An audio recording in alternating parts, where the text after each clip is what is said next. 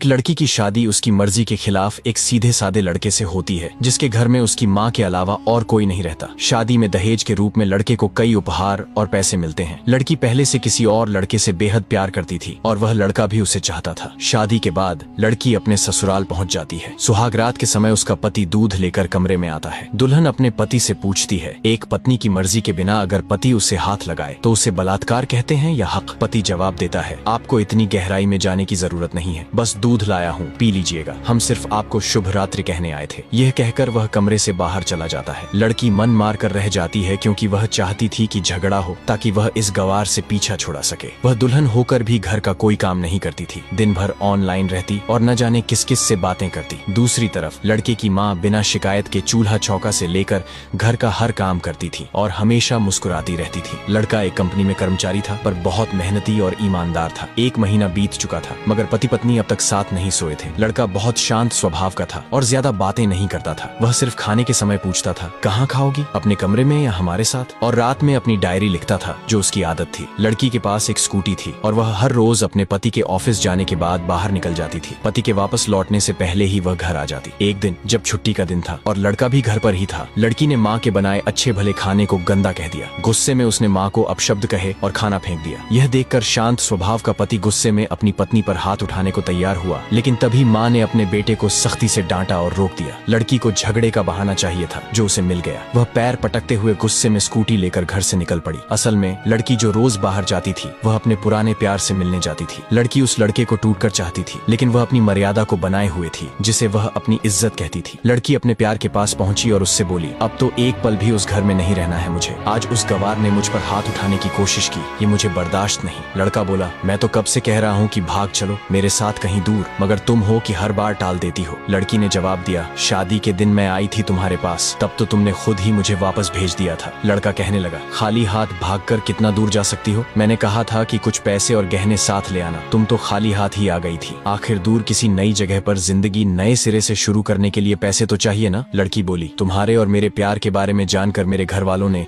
मेरे bank passbook, ATM और सारे गहने तक जब्त कर लिए थे। मैं तुम्हारे पास लाती भी क्या? हम दोनों मेहनत करके कमा भी तो सकते थे। लड़के ने तीखे स्वर में जवाब दिया, खाली हाथ भागते तो ये इश्क का भूत 2 दिन में उतर जाता, समझी? और जब भी तुम्हें छूने की कोशिश करता हूँ बस नखरे दिखाती हो, हर बार यही कहती हो, शादी के बाद। लड़की ने गंभीरता से कहा, हाँ, शादी के बाद ही अच्छा होता है ये सब। मैं आज भी एक कुंवारी लड़की हूँ। शादी के बाद भी आज तक उस गवार के साथ सो नहीं सकी क्योंकि मैं तुम्हें ही अपना पति मान चुकी हूँ। बस तुम्हारे नाम का सिंदूर लगाना बाकी है, वह लगा दो, फिर सब कुछ तुम्हारी मर्जी से होगा। लड़का मुस्कुराकर बोला, ठीक है, मैं तैयार हूँ, मगर इस बार कुछ पैसे जरूर साथ ले आना। ऐसा मत सोचना कि हम दौलत से प्यार करते हैं, हम सिर्फ तुमसे प्यार करते हैं। बस थोड़े पैसे किसी छोटे मोटे बिजनेस के लिए चाहिए। लड़की ने नाराजगी से कहा, उस गवार के पास पैसे कहाँ होंगे? मेरे बाप से 3 लाख रुपए ऊपर से मारुति कार भी ले चुका है। हाँ, कुछ गहने हैं, वही ले आऊंगी आज। यह कहकर लड़के ने लड़की को एक होटल का पता दिया और वहाँ मिलने का समय तय कर चला गया। लड़की घर आकर फिर से झगड़ा करने लगी, मगर अफसोस वह अकेले ही चिल्लाती रही, उससे लड़ने वाला कोई नहीं था। रात 8 बजे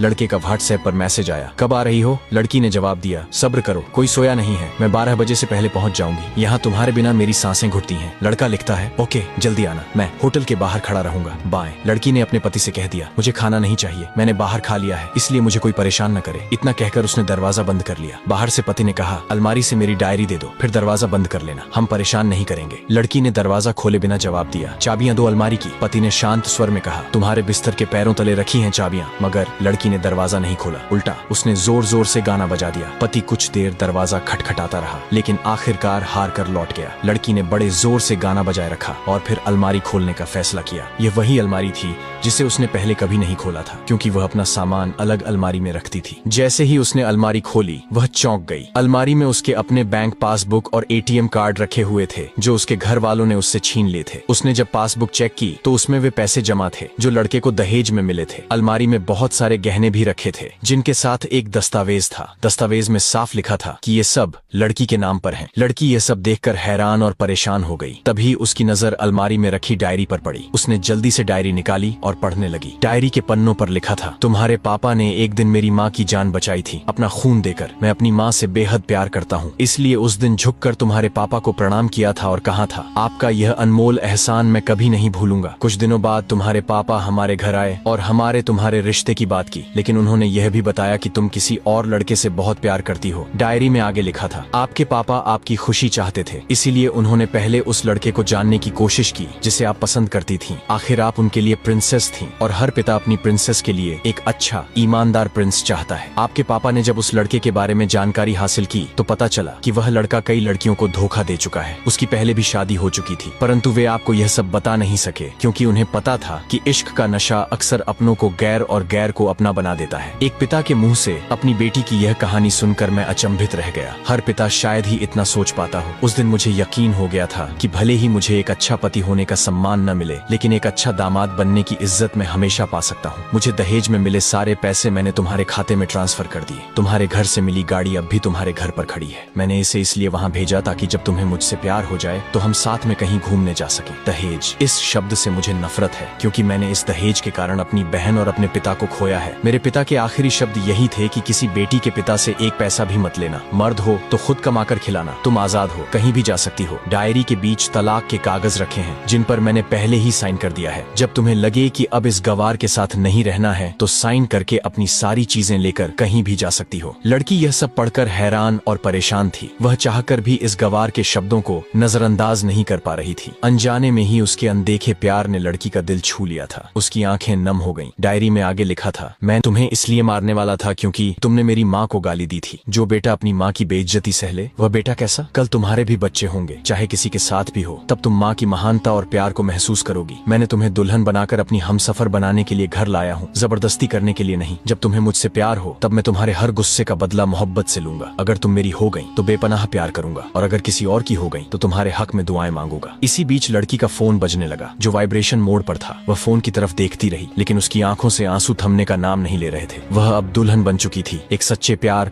और समर्पण को महसूस करती हुई। सिसकते हुए लड़की ने अपना मोबाइल उठाया और पहले सिम कार्ड को तोड़कर सारा सामान वैसे ही रखा जैसा था। न जाने कब उसकी आंखें बंद हो गईं, उसे पता ही नहीं चला। सुबह देर से उठी तब तक उसका पति ऑफिस जा चुका था। उसने सबसे पहले नहा धोकर साड़ी पहनी, फिर अपनी मांग में लंबी और गहरी सिंदूर डाली। फिर उसने किचन में जाकर सास को कमरे में बुलाया और तैयार होने के लिए कहा। कुछ समझे बिना सासू माँ को अपने साथ स्कूटी पर बिठाकर थोड़े नमकीन, हलवे और चाय के साथ जबरदस्ती ले जाने लगी। सासू माँ को कुछ भी पता नहीं था कि बहू उन्हें कहाँ ले जा रही है, लेकिन वह चुपचाप बैठ गई। रास्ते में सासू माँ से पति के ऑफिस का पता पूछते हुए वो ऑफिस पहुँच जाती है। जब पति ने अपनी पत्नी को इस हालत में देखा तो वह हैरान रह जाता है। पति ने पूछा, सब ठीक तो है ना माँ? लेकिन माँ बोलने से पहले पत्नी गले लगाकर कहती है, अब सब ठीक है, I love you for ever. Office में खड़े सभी लोग ये दृश्य देख रहे थे तो दुल्हन कहती है, मैं इनकी धर्म पत्नी हूँ। अब 1 महीने तक मेरे पतिदेव ऑफिस में दिखाई नहीं देंगे। ऑफिस के लोग चौंक जाते हैं। दुल्हन ने कहा, क्योंकि हम लंबी छुट्टी पर जा रहे हैं साथ साथ। पति ने कहा, पागल। दुल्हन ने कहा, आपकी सादगी और भोलेपन ने मुझे ऐसा बनाया है। सभी लोग तालियां बजाते हैं और दुल्हन फिर से अपने गवार पति से लिपट जाती है। वह जानती है कि अब से वह कभी भी अपने पति से दूर नहीं होगी। बड़े कड़े फैसले होते हैं कभी कभी हमारे अपनों के, लेकिन हम समझ नहीं पाते